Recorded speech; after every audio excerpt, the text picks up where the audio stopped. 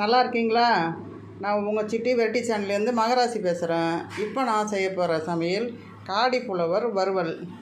இதுக்கு ஒரு பெரிய காடிப்புலவர் ஒன்று எடுத்து நல்லா இருக்கீங்களா? நான் உங்கள் சிட்டி வெரைட்டி சேனல்லேருந்து மகராசி பேசுகிறேன். இப்போ நான் செய்ய போகிற சமையல் காடிப்புலவர் வறுவல்.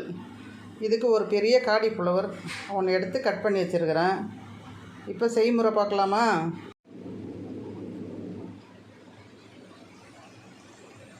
பாருங்கள், இந்த கொதிக்க வச்ச தண்ணியை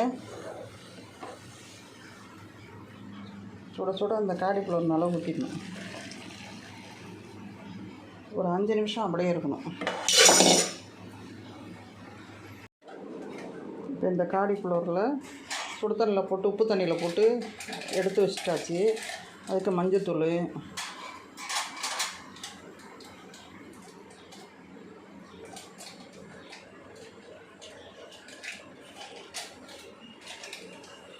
சால்ட்டு, மிளகாத்தூள், கொஞ்சம் நல்லாவே மிளகாத்தூள் போட்டுக்கணுங்க.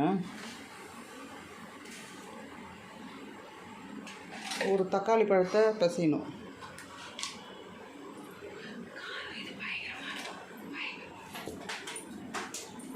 இப்போ ஒரு தக்காளியை நசுக்கி விட்டு நல்லா பிசைஞ்சிக்கணுங்க.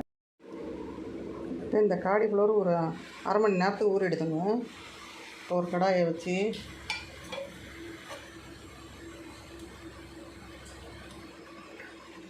ஆயில் ஊற்றிக்கிறேன்.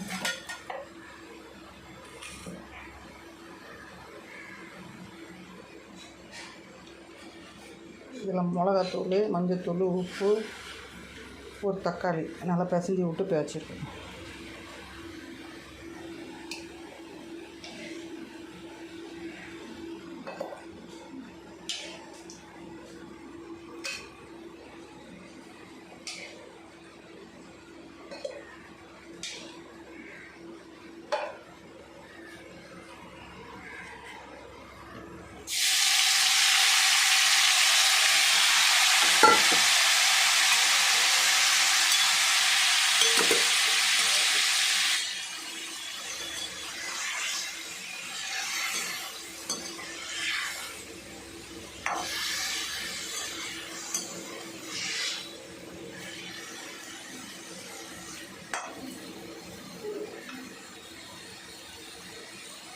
நல்லா ஒரு 10 நிமிஷம் வதங்கணுங்க. நல்லா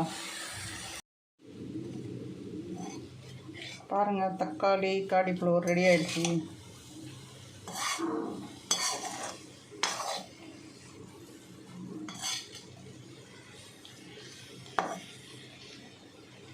சாம்பார் சாதம்,